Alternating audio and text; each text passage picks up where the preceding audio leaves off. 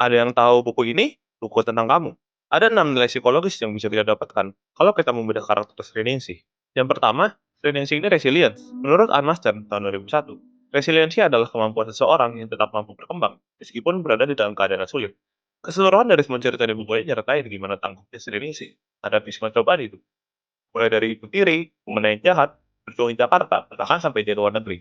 Keadaannya itu tertekan banget, tapi Ningsih nggak pernah kalah sama keadaan, dan justru selalu berupaya mengatasi keadaan tersebut. Yang kedua, Ningsih hidup untuk suatu tujuan yang bermakna.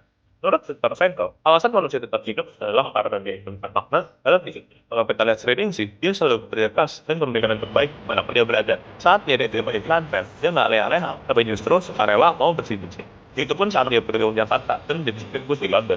Ningsih selalu bekerja keras, bahkan di luar yang diminta. Dan itu, Ningsih, walaupun hidupnya penuh dengan penderitaan, tapi dia melihatnya sebagai bagian dari alam kehidupan dan bukan malam terang dalam kehidupan. Dari kedua hal itu kita bisa lihat kalau Ningsih nggak cuma hidup untuk senang sesaat, tapi lebih dalam dari itu, ada makna yang selalu diperjuangkan melalui kerja kerasnya. Yang ketiga, Roisman et al. Menyebut teori earned secret attachment, yaitu orang-orang yang mengalami masa kecil yang buruk, tetapi tetap tumbuh menjadi pribadi yang baik, sama seperti orang yang tidak mengalami masa kecil yang buruk. Jelas sekali masa kecil Ningsih betapa gila dan beratnya. Kayak waktu dia benar-benar jadi anak tiri yang nggak boleh makan dan tidur di teras. Selain itu, temen deket dia yang di pesantren, bahkan nggak mau komunis anjir. Gila.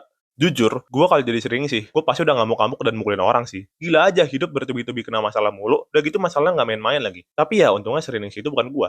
Justru Sriningsih itu ngelakuin yang namanya mature defense mechanism. Mature defense mechanism intinya itu ya pelampiasan emosi dan perasaan, tapi ke hal yang positif. Walaupun Sriningsih tumbuh besar menyaksikan banyak kekerasan dan kejahatan, tapi dia nggak pernah ngelakuin hal yang sama ke orang lain. Bahkan, dia nggak sama sekali jadi orang yang kayak gitu. Dia juga ngelakuin sublimation, yaitu ngubah emosi negatif jadi aktivitas bermakna. Kayak waktu kesepian, dia justru jadi orang yang mandiri. Selain itu, Ningsih ini juga altruism. Suka ngebantu orang secara sukarela, dan yang paling penting dari semuanya itu acceptance. Dia nggak menyangkal masa lalunya. Dia menerima hidupnya dulu, emang nggak adil, tapi dia tetap berjuang. Ngomongin soal altruism, Ningsih ini emang baiknya di luar nalar. Baik lagi soal betapa banyaknya orang yang jahat di hidupnya. Tapi Ningsih nggak pernah ngebalas kejahatan mereka dengan kejahatan. Dia tetap ngelakuin apa yang benar dan tepat pada situasi apapun, tanpa berusaha ngambil keuntungan dari keadaan itu. Hal Kohlberg bilang ini adalah post-conventional moral reasoning, yaitu moral individu yang berlandaskan etika universal dan bukan cuma terpaksa karena aturan atau nilai. Kalau menurut si Kohlberg ini adalah tahap tertinggi dalam perkembangan moral seorang individu. Nah, siapa nih yang suka sama tokoh Ningsih? Atau siapa yang nggak suka?